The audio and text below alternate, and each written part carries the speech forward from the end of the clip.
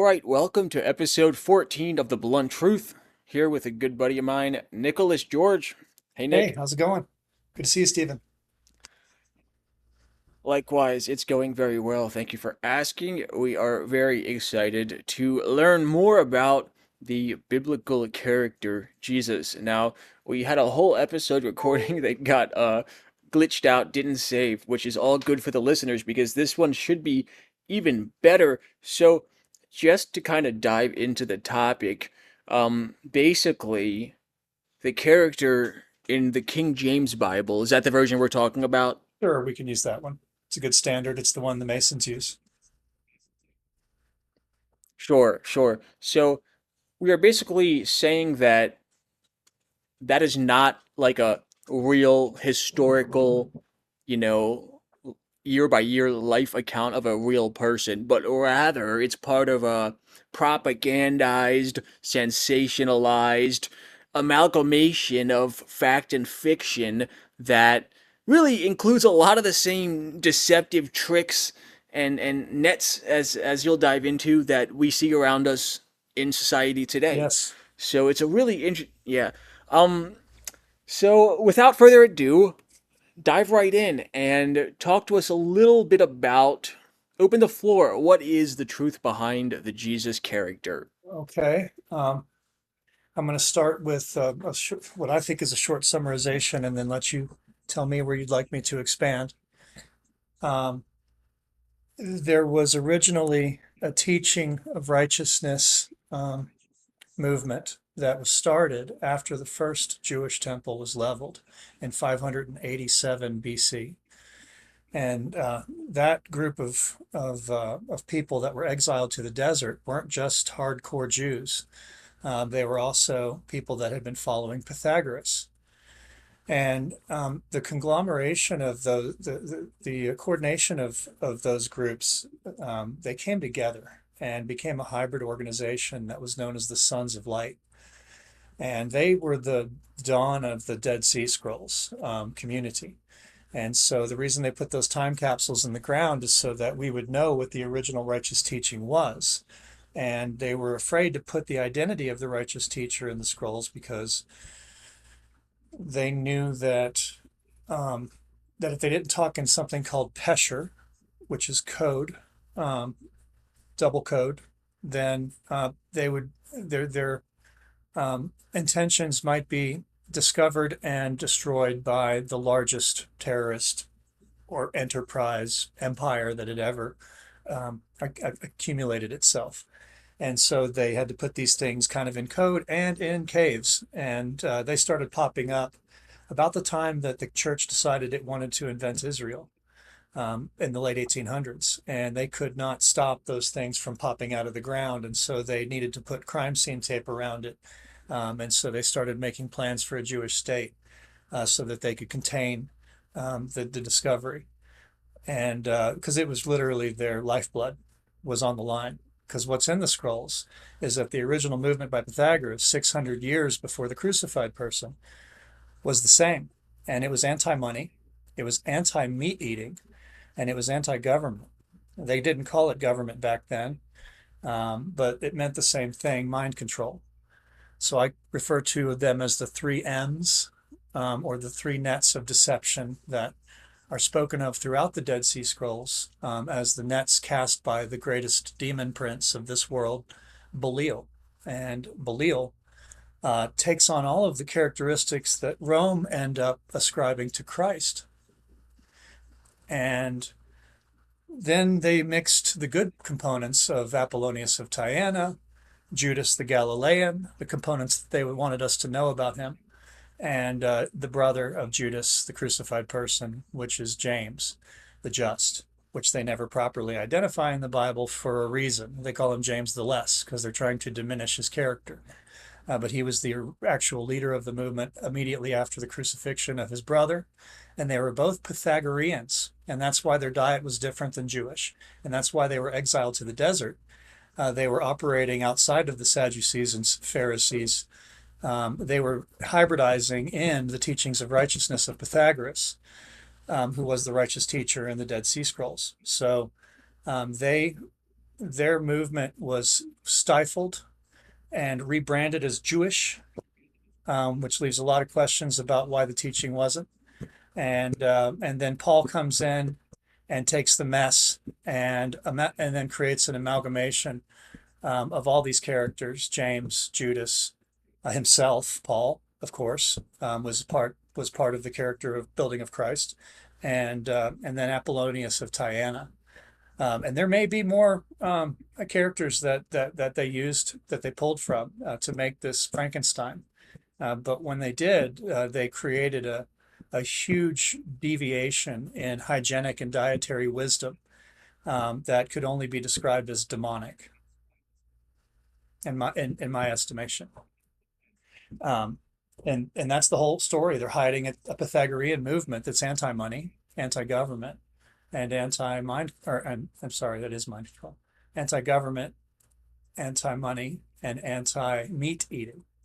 Apparently, they all go together. And if you cut the leg of any one of the legs of that three-legged stool, the whole damn thing falls apart. So you grab the part in your life that you can control the controllables, and you start there, and then the revolution starts in the gut bacteria, first brain consciousness, and your decisions change, and you become unmanageable.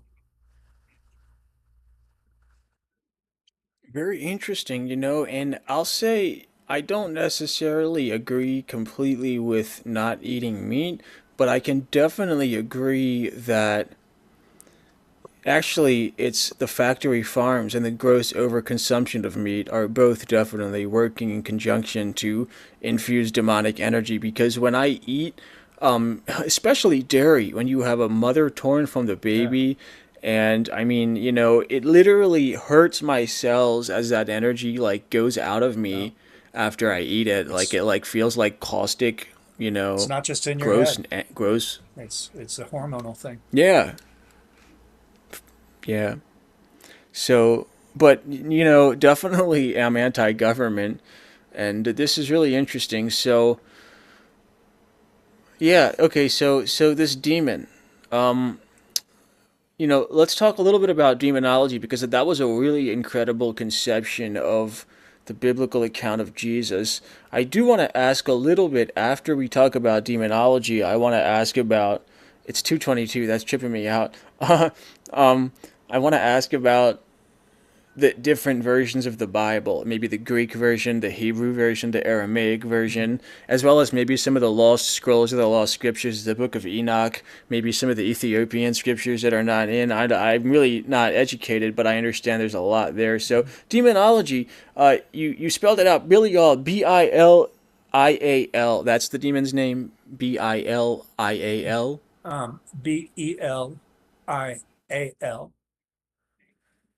Belial. Yeah. Gotcha, Belial.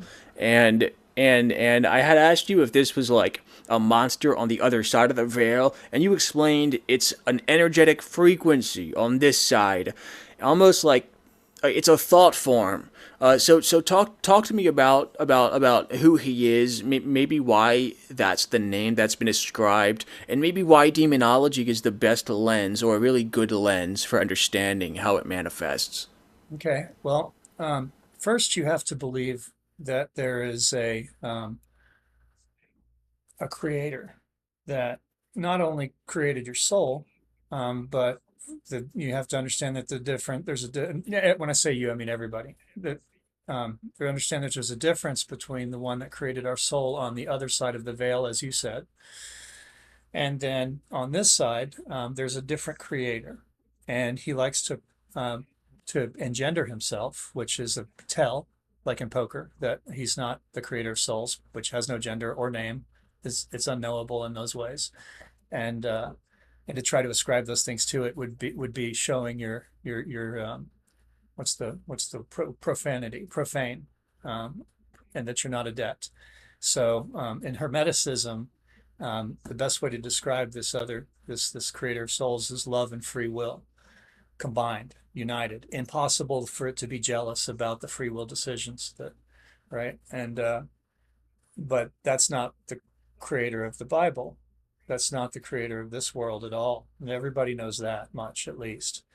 And even in Corinthians, it says love is not jealous. And so there's a clear separation there between the core essence of the entity that created love and the one that we find as the creator in the Bible. And we also know that the creator in the Bible never claims to be the creator of souls. It likes to use the word spirits a lot because even back then they knew the difference between the astral spirit and the immortal soul. And so that's not, they're telling the truth there. And so I guess where I was going with this is once you understand that there is um, the difference between those two types of creators, and then you understand that you're a creator, but you're just at a different level in the game, right? And that this being that has been doing this a lot longer than us, um, and that has taken a path that is uh, provides a lot of resistance to the whole love and free will of the soul. He ends up being the greatest resistance game board for the soul to come learn in, to educate itself. And so basically, I guess you could say that the creator of love and the free will and the soul took the lemons of the bastardized demiurge who thinks he's the most high and turned them into lemonade by allowing us to come here and put our toes in the water of his creation and then leave again as many times as we want. And we are not subject to him. And this explains a little bit more about why he gets jealous when we don't bend a knee or pray to him over a dead carcass before we pollute ourselves with it. Excuse my French, that's from the scrolls. Um, and they called it carrion. Sure, sure. And yeah, no, I mean, my just to interject to my own challenge, I would say praying with anything that was murdered, praying over anything that was murdered for reasons of gluttony and to eat and hunger to, material reasons. And I would say if you kill a tree to eat the fruit on it, you shouldn't pray over that either. Right. But It doesn't, the creator certainly, of love doesn't need that. He's not needing or wanting any of that. But go ahead. Or it. Excuse me. I just gave it a gender. Um, didn't mean to interrupt.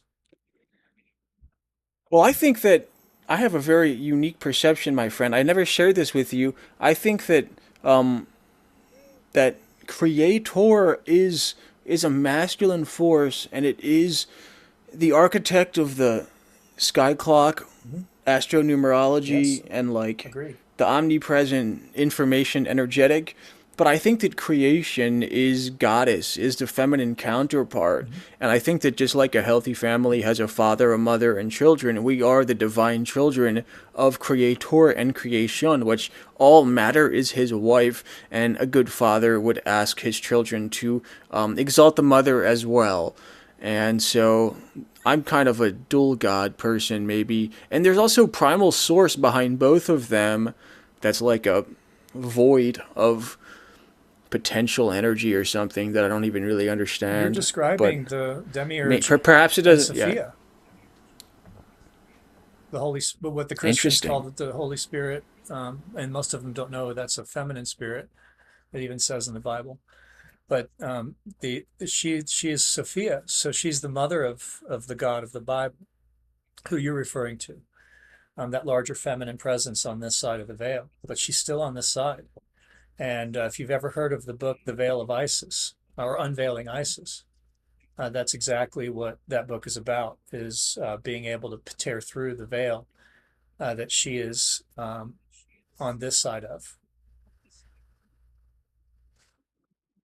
Yeah, well, I see creation as matter, and it's going underground to be more magnetic, and its darkness, its stillness, its emotions, it's all matter. All matter. And people like are like, like, look, I'm a big believer in detox and cleaning the temple and purifying the temple. And there's a sense of like everything is still creation and everything is still infused with God consciousness. But what's interesting is that you mentioned God of the Bible. You said is not creator of free will and love. So you're saying that what I'm describing is that like electrical, energetic, astrological component is not the one that created Do you love and free do you will. believe in the immortal soul? Yeah, for sure. Okay, and you know that it has nothing to do with the material world. In fact, it does everything it can to clean itself of it after each time it rents a car here. Yeah. I mean, I wouldn't say nothing to do with. I would say it has something to do with it. Like you rent a car because you're on vacation to a new place to learn and grow and have experiences and make connections and maybe do some ripples that are cool. Hmm. And yeah, you drop the car off. It's not a big deal. The car isn't a big deal. Right. You don't die. The vacation's over. You get out of the car and you go back to Yeah. your life. And we have that on the other side of the veil of Isis or Sophia, Yeah. in what's called our soul group. And I know a little bit about this for reasons I told you earlier, but it's scientific method to do this research. And what you find from people that report from the theta state of consciousness on the other side of this veil is that all evil and entities that practice maliciousness and things like that only exist in the material world, and souls come from somewhere that has no material. We're light, and so that I'm just making sure that you understand that separation when I'm talking about the God who created not the light of this world that's talked about in the Bible, but our soul, which is invisible to us here.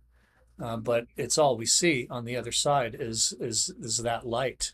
All of the thing, the walls and the artwork and everything that's around us on the other side is basically light that we're manifesting into a perception on the other side. But there's no material. Go ahead.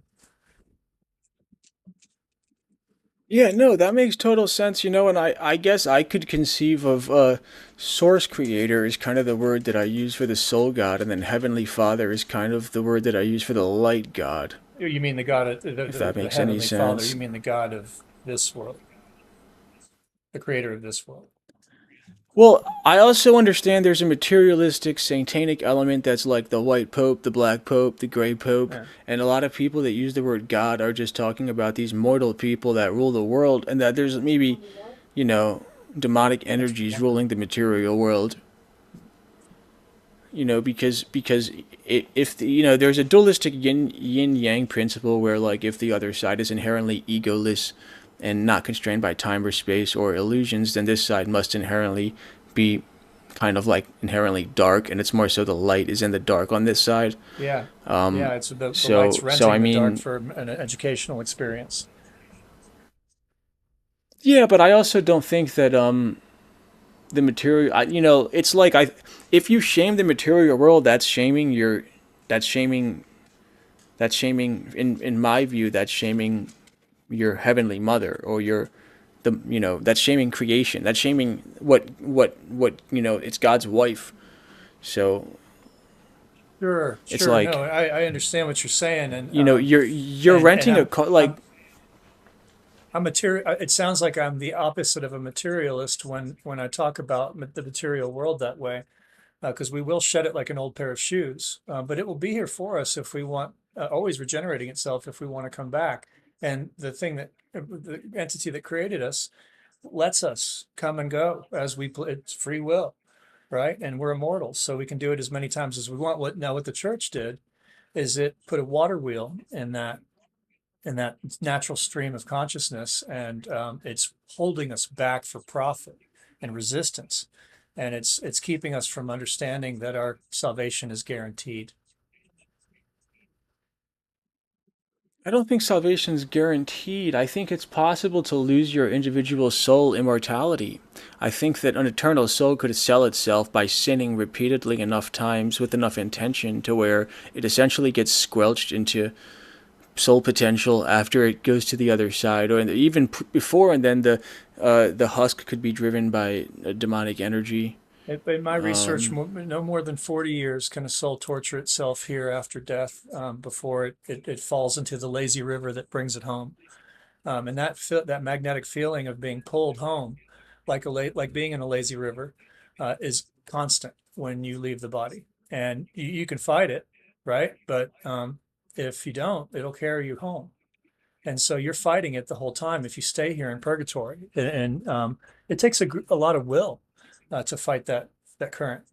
But some people are so possessed by um, are caught up in a loop, in a disease loop, a relationship with the material world that um, they they it traps the soul here for a little while.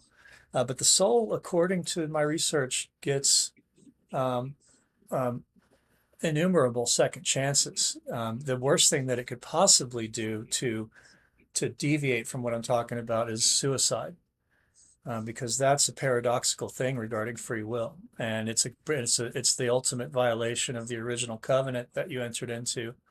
You don't remember it, but that we all entered into when we decided to choose this body instead of another one or another one.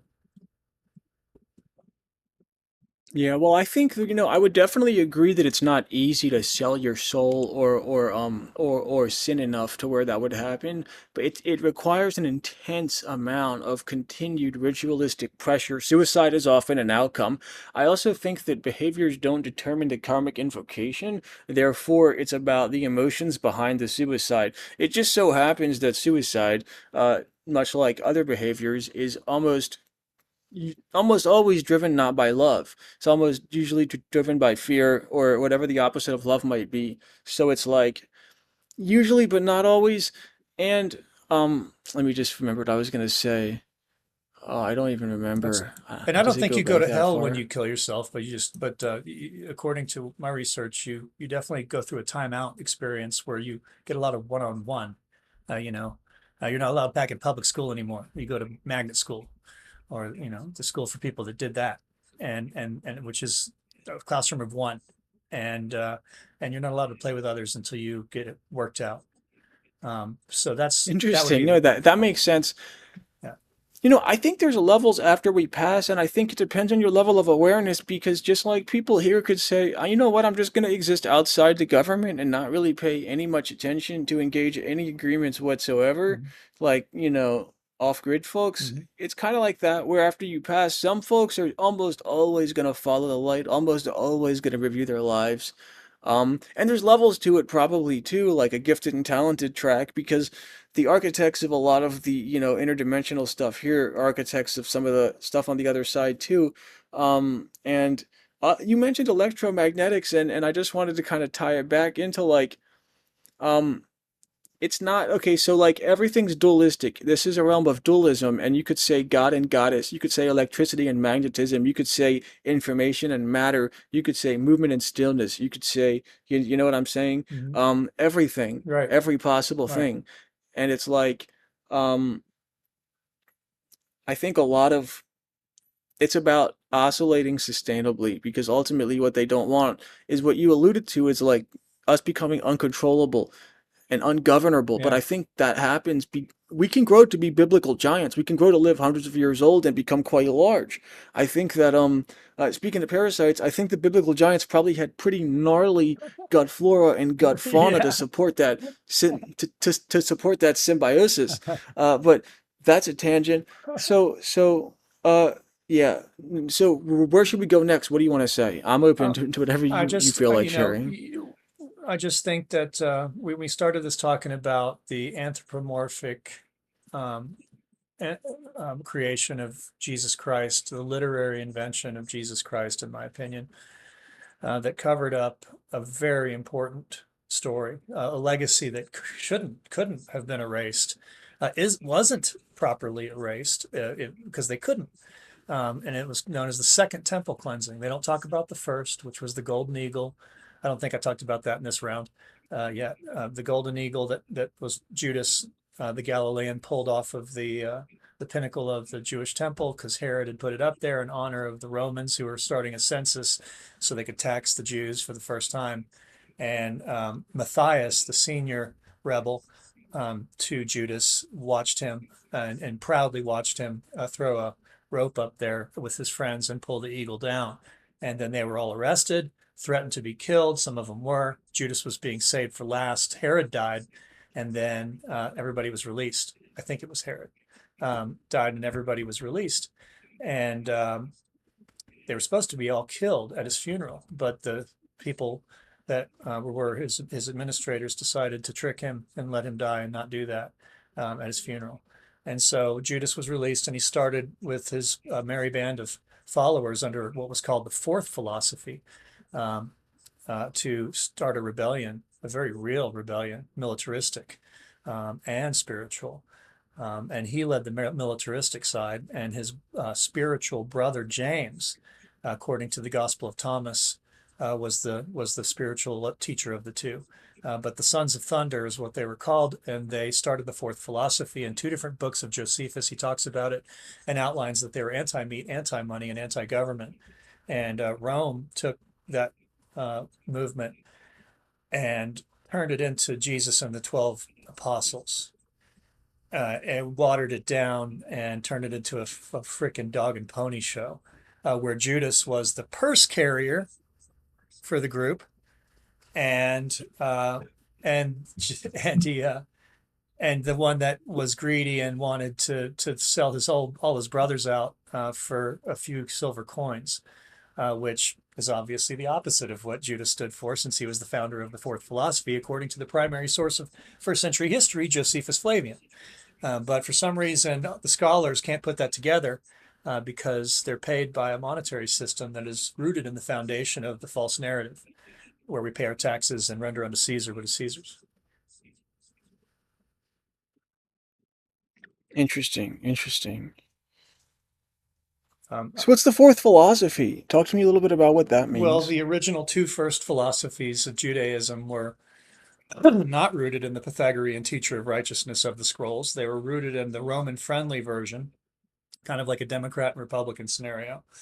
And the third philosophy was the Essenes. And so they were kind of like low level bench warmer versions of the group that was following the crucified person and his brother James.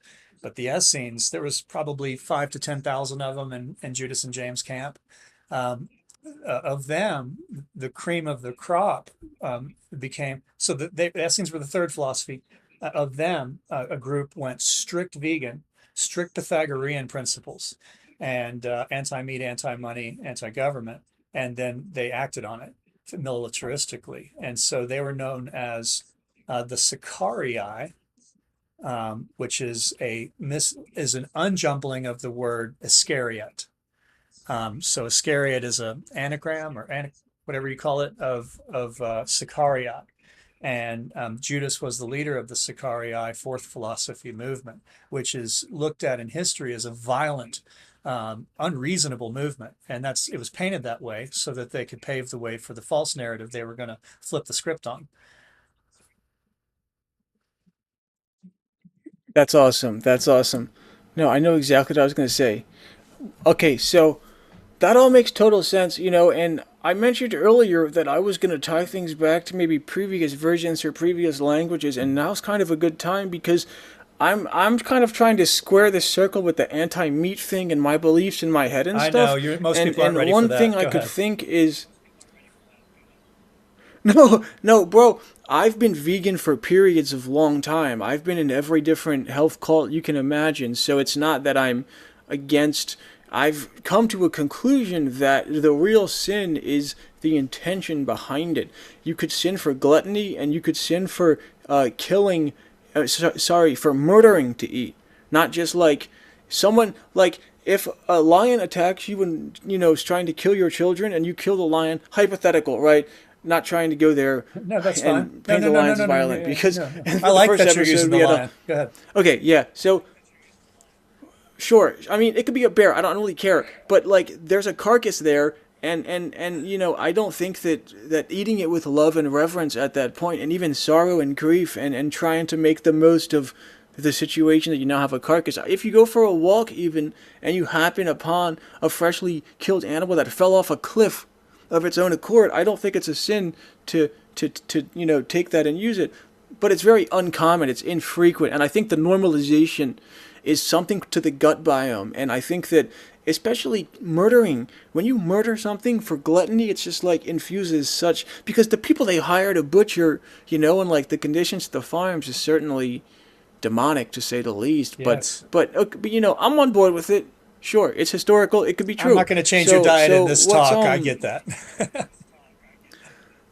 Well, my diet, yeah, I mean, my diet's not my highest and best, but I eat once a day, and I spend the other 23 hours doing a variety of detox. I do cilantro oil, chlorella, spirulina, I mean, lots of different That's good. hydration methods, exercise, breath, so, it's, now my mom got terminally sick when I was 4 and passed when I was 8, so I started binge eating when I was 4 years old. Like, I would be home alone and I'd be eating, like, food out of the fridge and chocolate milk out of the cartons and stuff to cope with being alone and the trauma. So it's like, it's so deep seated.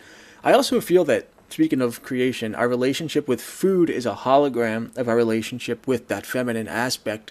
And so, and there's also speaking of polarity, feasting is the feminine force and fasting is the masculine force, in that when we fast, we go internal to process life experience, we commune with Heavenly Father. When we feast, we process life experience together, we digest life experience together, and we commune with creation. We eat matter, it goes through us. And I think that people that don't process certain types of traumas have issues digesting certain foods, and people that have times in their life that they've never digested the experience of could have issues in certain parts of their tract. So I think there's a very like holographic.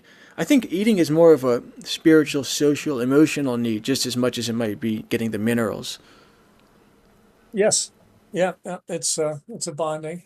And if you're vegan, you're doing it a lot because just like any animal that's a plant eater, the nutrients aren't as dense.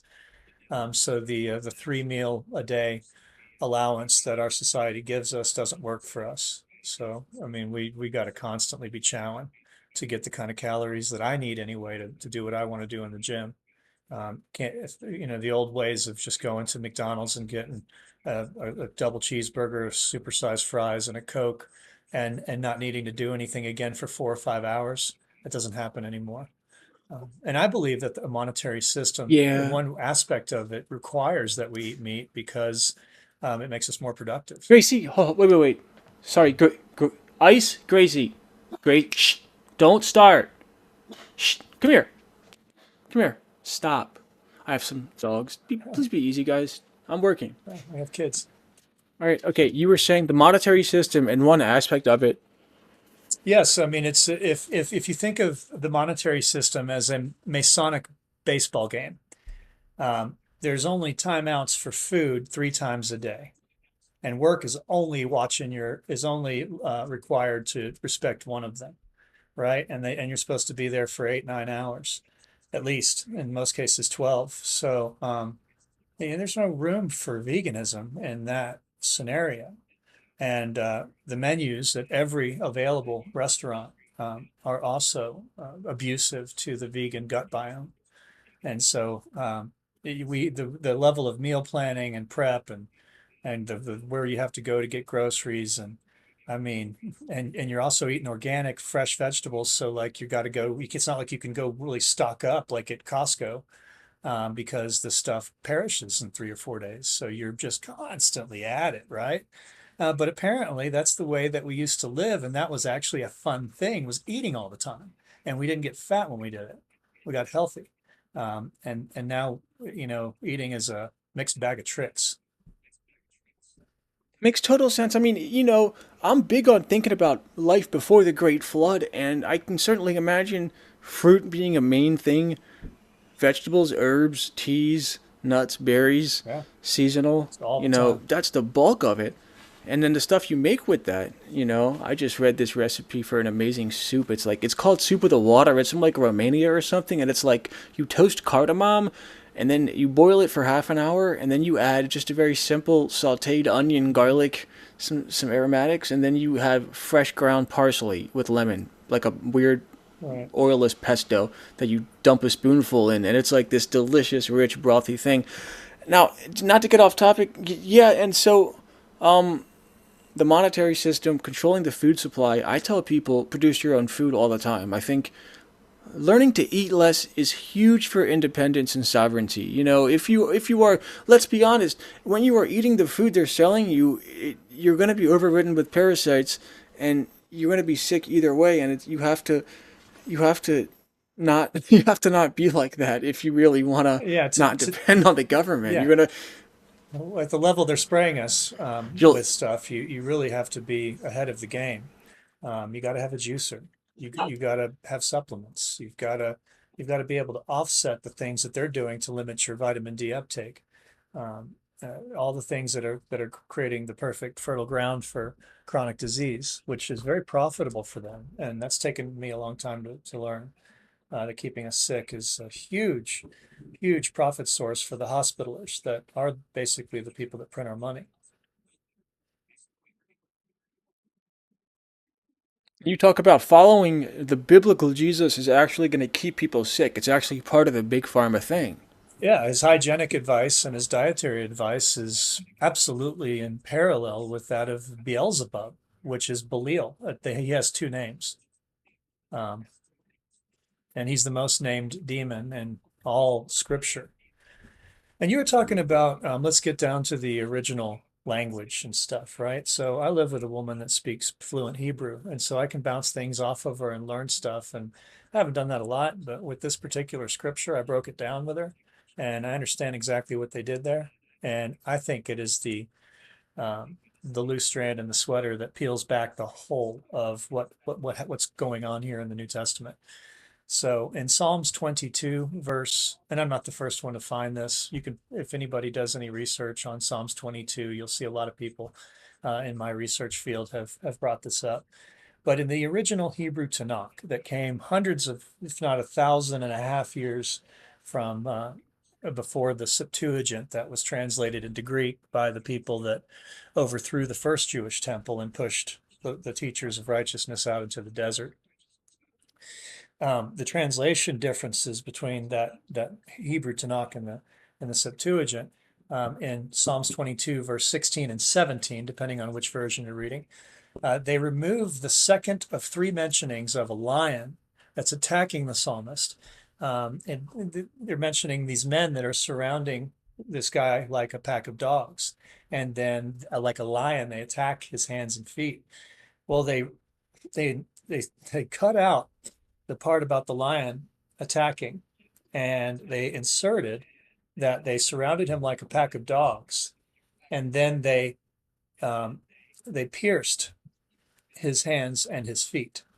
And what we find there is that these church fathers, um, even 200, 300 years after the Septuagint, we don't know what the original Septuagint translation might have said, but it got changed at least once after Christianity was invented to include a crucifixion in, prophecy there that was being given by, I think, David, the psalmist, about the piercing of his hands and feet through Christ, his lineage, that did not have any business being in the text. And it's clear that it didn't belong there. And so that's the first strike against the people that invented this false narrative to create the illusion that that we all should have sacrificed ourselves for what he did to save us from something. And from this angry, fearful God who was insatiable with his need for blood sacrifice ritual until this one ultimate blood sacrifice ritual, which we should all drink from a cup, thinking it's blood, in honor of and eat of the body, in honor of, and to someone that eats meat, these things aren't offensive. But if for someone who's deeply in the Dead Sea Scrolls, that to the point where it changed my diet 7 years ago, and now I know what it looks like on the other side of that consciousness, it's demonic as it could possibly be. And that is a form of ritual pollution that carries through into a real activity that people do at restaurants after they leave that Holy Communion. And they feel justified because this entity came along and wiped away an entire human history of dietary wisdom that had accumulated up until that point, where in Mark chapter 7, he tells them not to wash their hands and to eat anything. And that nothing, no thing, not even talking about food, no thing from outside the body that goes into the body can defile it. Only your First Amendment rights can defile you, your speech. And that sounds like the seeds of a fascist regime, which it is. Yeah, it sounds like the military that's running things today, you know, let us chemtrail you, let us pump you full of shit that we can use to track you on an internet of things. Mhm. Shut the fuck up about anything you know about that, though. Yeah, I mean, the First Amendment that we're given in this country was created by Freemasons to just keep us sleeping a little longer because they knew we were headed for the information age and things might come out, right? But they wanted to create a culture that believed it was free through a word called liberty, which doesn't really mean freedom. And so liberty means we've been given permission to have some freedoms that can be revoked. And so a lot of people don't know that that's what they're fighting for is submission to a higher power that's not the one that created their soul. And that's a lower demiurge. And a lot, arguably, Satan. Um, Yeah, that's not either of the gods that I was talking about, just to be clear. yeah. The one that you mentioned, that guy, Well, I whether it's mean, energetic or whether it's behind the people I mentioned, that's not the one I'm on board with. I feel like it's a little For bit the of a yin record. and a yang, that they're not warring independence, that they're actually a whole expressing its flow. Kind of like the unoxygenated side of the blood supply in the vascular system and the oxygenated. They're not at war. You mentioned that because it's the nature of the true Heavenly Father's light. It has to permeate anything and transmute anything into potential wisdom and love. And that is the form as we're incarnated, is in the form of our decisions and our free will. It's funny, I just argued with some folks. There's so many cults that say free will is a myth, don't believe in free will. There's atheist cults, there's religious cults. It's like, dude, how do you not see this? That a centralized power wants all of you to just believe, to just go with the fucking flow, and not the right decision's often the hardest one. It's a Saying beehive. no to these material. Sorry, I didn't mean to interrupt you. Mhm. No, no, no. That was good. I want to hear about the It's a beehive. beehive, and That was a good Christology time. is the methodology of a beehive. And the King of Kings, all that, obey him. If you don't obey Christ, you're not going to get to heaven. That creates a frequency weapon that harnesses the free will of the hive. And if anybody tries to wake up Mm. the bee next to him, that altered frequency will alert the others and they will push him out. And that happens in families. And then you find in uh, not Mark, um, Luke chapter 49, I believe, where Jesus says, I came to burn it all down. In fact, I wish it was already burning. I came to separate. You think I came to bring peace and to bring families together? I came to separate father from son, mother from daughter, mother from stepdaughter. And he goes through every member of the family and says, I want them all fighting and burning it all down. And then you think he'd follow that up with something beautiful about why. What phoenix from the ashes should we expect, Jesus? But nope, you just get it's just like his Sorry. dietary and and hygienic advice. It's all bad, and and we find out that his indoctrination. Hold on. Oh, go ahead. I gotta. Oh, she's there. I'm sorry. I'm so sorry, No, dude. you're I good. thought I lost my dog. I didn't. Um, I lost you for a second. Which just repeat what you were saying. Like you were saying, I can't separate father from son. Goes to Yeah, everyone with the family in and one says, of the "I want them gospels, all he says, fighting. I want to burn it all down." yeah, want to burn it all down, and he doesn't talk about what he's trying to rebuild here until later, where you hear about the chosen 144,000 people that will be their body will be rejuvenated into perfection. It's their material body. So like kind of like a zombie apocalypse, but a lot prettier. And that's the highest goal that the Christian can attain is being one of the exclusive club members in the 144,000. And that's a very limited, isolated number of people, considering the number of souls that are inhabiting the planet right now. And so all this while, this has been dangled in front of Christians for 2,000 years as trillions of people have come and gone, that only 144,000 will join him for 1,000 years in splendor on earth with their refurbished old shoes, their bodies. And so this seeking of a zombie rejuvenation of the old body is completely devoid of the soul in one's consciousness. And that's exactly what it was hypnotically designed to do, was to remove the concept of the soul so that you wouldn't know what your power is, so that they could make it seem like they had exclusive control over what happens next. And then they used money as a way. They used it to, to buy your salvation. And then that changed a little bit, but it's still kind of the same thing. And what nobody knows is that this is the bank in its early form. Once it understood on a spiritual level how to act as a central broker for salvation, it came over here and bankrupted us until we learned our lesson, and then showed us a bank that was perfect, that we should always go through. And so they learn this decentralization of power, hip tossing the soul out from its rightful position and replacing it with the King of Kings, who that archon is. We started this like, where do demons come from? Well, once you understand the difference between the creator souls and the demiurge, Yaldabaoth, then you can start to Well, understand wait, why. can I just respond? Wait, Yeah. can I just respond and then we'll do where they come from? Okay. So, well, I love what I love what you pointed out about Jesus of the Bible being a demon that's talking about breaking up the family, because almost everyone can agree that there's a central agenda to break up the nuclear family from multiple dimensions. Mm-hmm. Also, the whole thing is perfect what you framed it as, this like exclusive club initiation where it's a complete perversion. It's a complete perversion, and even of killing the brother, and being told to kill your child, Mm-hmm. and thinking that it's better to obey that. I Mm-hmm. mean, come on, people. Like, what the fuck? it's Yeah. not Yeah. it's not it's not It's it's not happening. heavenly at all. Yeah, I don't see a church when I drive by one. I see the nicest building in town, no matter what the economy's doing, and and I wonder how we didn't know the whole time that that was the enterprise that is enslaving us in a private prison in a slow game of inches. And these people are so smart. They invented the NFL through the Yale Skull and Bonesman to as the modern form of circus to distract us as they were doing this over time.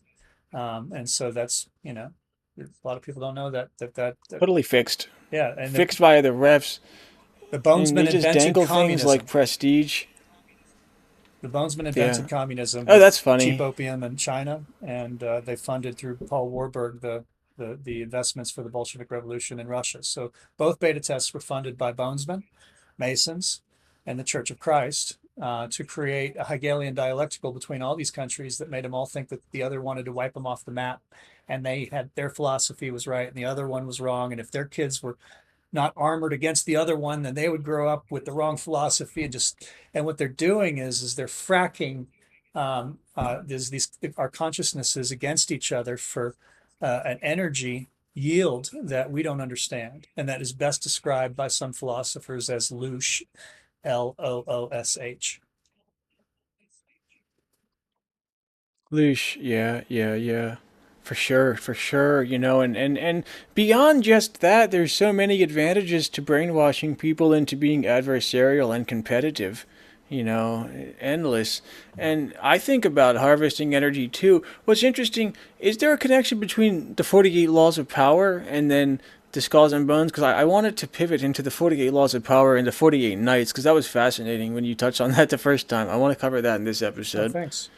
Yeah, yeah, yeah. So the creation of the state in the Middle East that you said was you were bringing up Palestine, and I was saying that a lot of people don't understand that that war is never supposed to end. It's supposed to keep our attention away from the church. That's why it was invented. And it was also invented for another reason that we talked about earlier, because the Dead Sea Scrolls were popping up out of the caves at Qumran in the late 1800s. And so the church waited until after it had established Israel officially as a state in 1947 before it announced the discovery of the scrolls officially. But they'd been pooping out of the caves for half a century, and they were the motivation behind the Balfour Agreement. And nobody know, not a lot of people know that. And I'm going to put this on your show, and I don't think this has ever been recorded by anybody saying it. The famous book, The Celestine Prophecy, that came out in the 90s by a guy named Redmond, I believe, Redfield, something like that, was about this discovery in the late 1800s and how the church and the state and Palestine reacted to the people that were seeking the insights of the scrolls. And he could not tell us that in the late 90s. He was afraid that he would suffer the fate of Salman Rushdie if he did. So he changed the identity of and the geography of all the places and people to make it seem like a fiction about a teaching that leads to from where we were to this point point B, which he says are the 9 insights of these special scrolls. And it took me 30 years to figure out that he was scared for his life and he was telling us about the original discovery of the Dead Sea Scrolls. But I had to become an expert on the scrolls to understand Wow. that the Celestine prophecy is actually about that discovery and what those people were up against. And the insights are the scroll insights. They're, And it's a work of fiction. It's it, presented as a work of fiction, you're saying? That's good. yeah, it's good That's stuff. It's awesome, gold. dude. Yeah, Yeah. No, and I'll put links to all this, like pretty much anything you mentioned. I'll have my AI find links for and put them in the show notes. cool.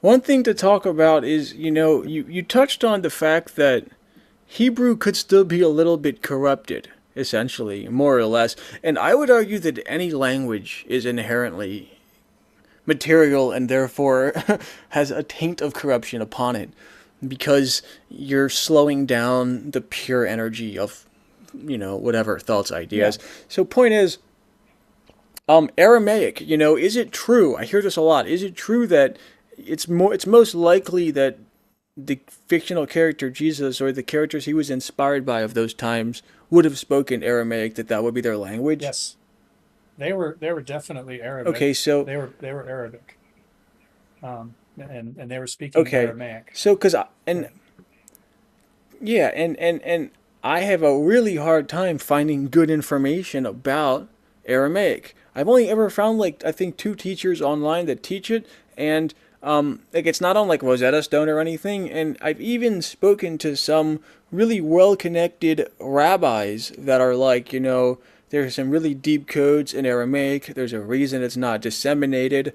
What do you know about that? Like, what could you speak to about that? Pesher, Pesher, is code that they wrote in, and so we know from the successful um, lawsuit by Dr. Robert Eisenman from Long Beach, California, the anthropologist from Long Beach, that successfully sued the Universal Church, Catholic Church, for the release of all the scrolls. And his many years this thing lasted until 2003 when he got them. But when they popped out, he found out that, and what some other people had tried to say but didn't have the evidence of, that the Hebrew releases from the church all these years for the last 50 years, 53 years before this lawsuit was won, were mostly frauds, had mostly been doctored to not deviate from the narrative that the monetary system and the tax basis is using right now for control. And so he had access after 2003. So I forgive all the Christians that haven't done this research, because really, man, I mean, this information's only been out for 20 years. And to expect everybody to get off their keister and just start knowing that and researching it is not something I expect from everybody. So Yeah, yeah. I definitely am very forgiving when people don't know this, but the Aramaic is there, and the Aramaic is clear, and that's where my information comes from about Belial and the 3 nets of deception, the fisher of men, turning other people into fishers of men, and the dietary pollution leading to spiritual pollution, and ultimately submission to tyranny, which they call fornication. And there's a few other rules in there that have to do with blood pollution, like not having sleeping with women on their periods and stuff that I think is not uh, important to bring up in any debate, but the or discussion. But the main thing is that they were absolutely anti-money and anti-wealth, and if you entered into their camp, they would take all your money and they would put it in a pile.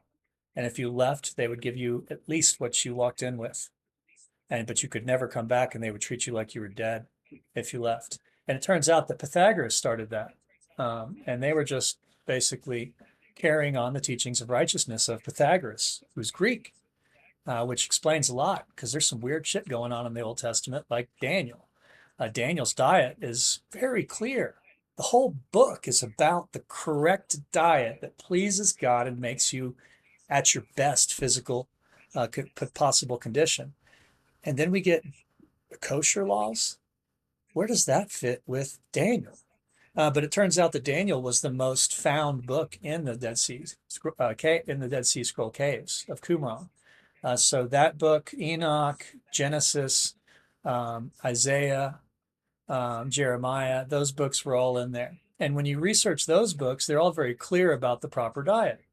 And I'm not trying to harp on that, but I'm trying to harp on it as like it is the most important core tenet, because if you don't have that fixed, you can't do any of the other things right, according to what these guys taught, what Pythagoras taught. And he basically said, men of his caliber of intellect don't eat carcasses. And the first time I heard that, I was still eating fish. I hadn't fully made the crossover, and I stopped when I heard that, just because and just recently I heard that the 153 fish story and the Jesus story is actually Pythagoras' story, and he used the lucky guess of 153 fish in the fisherman's net to baffle them, so that they would let the fish go while they were still breathing, while they were still alive. And then he talked to them about a diet that was no harm and that led to the highest possible consciousness. And they followed him and became Pythagoreans. That's 600 years older than the story, the way it was used for the opposite despotism by the monetary system to make people eat more fish, and to think that that was wealth and abundance, and that Jesus led to that exact type of wealth and abundance and fish pollution of the body. Right. Well, that makes sense in my perspective because I talk about, and I wonder, before I say this, just the thought, I wonder if, like, the word carcasses could be meaning the body of something that was murdered. That's just a random thought. But Well, I think it's terrible that is people think fish. carry-on is But, roadkill. It could be well, anything that was just dead that was laying there when you walked up on it. They preferred things that you slit the throat of so that it was fresh, right? But the only way that you could get away with that is if you were doing it for God. And so the temples became places where you could legally slaughter an animal and eat the food without regret. But you but had to they pay for it. started using this meat addiction, and they started justifying the murder and killing of And torture. animals in the name of God, and that's just, gotcha. Yeah, And that's there's a out of God that control. actually likes that. And he's in the Old Testament talking about being pleased by the smell of the burning flesh and blood. And that pleases that God, all the way until his only begotten child sacrifice, which apparently he was into before that with Isaac. So, this creature that likes to kill its own children is well known in mythology, and it's Kronos, the inventor of time, in this realm, and he's associated with the planet Saturn, which is apparently the exactly the black cube worship that where the black cube worship leads, that for people that do research into this death cult that runs all religions, and the common denominator in all religions being the black cube. And I agree with that. And the guy who was the author of that book, The Cult of the Black Cube, was the first author that ever showed me, the layman, how to evoke a demon. And it scared the piss out of me.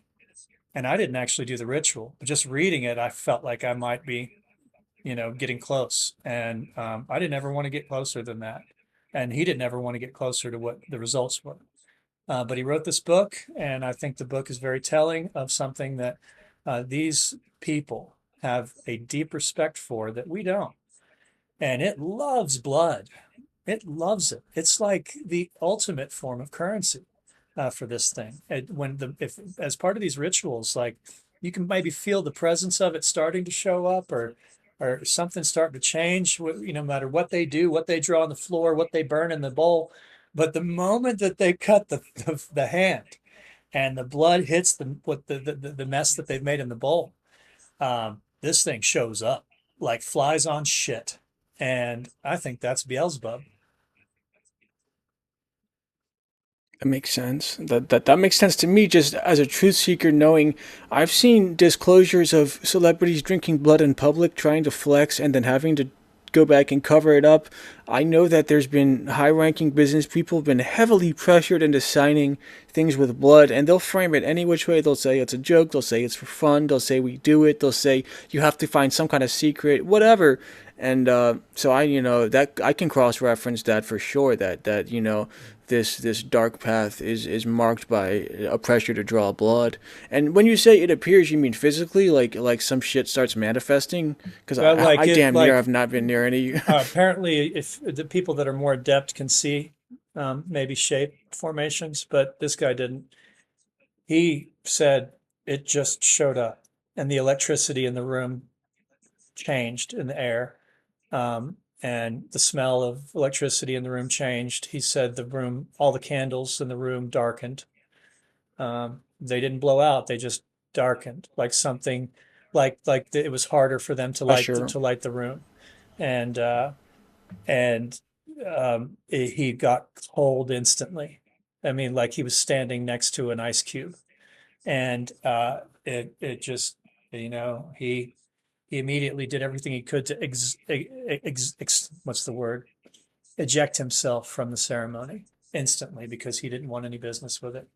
But it came Good for him. it came to Good for him. him. It came to him either that night or 3 nights later in a dream that he couldn't shake himself out of, and he was on the North Pole of Saturn, sitting Indian style, looking out against a red desert with a purple sky, and looked up and he saw the formation in the sky that we've seen with so many satellites that we've sent by there. That is a giant cube formation in the atmosphere right above the North Pole. And he looked at it, and it was a pulsating black cube twisted at an angle. And it was reflective like liquid metal. And he said it spoke to him, and it healed. It said it was going to heal him, but it wanted him to tell his story. And so he wrote this book to tell the story. And as he's writing the book, all of his ailments that put him in a wheelchair went away within weeks. And it was like a Jesus cure. The guy went to full health. And then he mysteriously died after releasing the book. I haven't really got into that. But yeah, served his purpose, and the covenant was over. So that's why you don't enter covenants with things like that, right? No matter what the Yeah, outcome that's a looks like. good lesson, and that's kind of how I saw the story going. Radical doubt, radical skepticism, radical sovereignty is the way to go. Straight to source, straight to Heavenly Father. You Hmm. know. No attachments, no covenants. Unfortunately, we have. Go ahead. Yeah, yeah. No attachments, no covenants, and we'll definitely do another episode Yep. about a subtopic here. My mind is reeling with all sorts of things. I have to cut it short. This is the only episode that's ever gone this long by more than half an hour over the previous longest episode. So I've got my work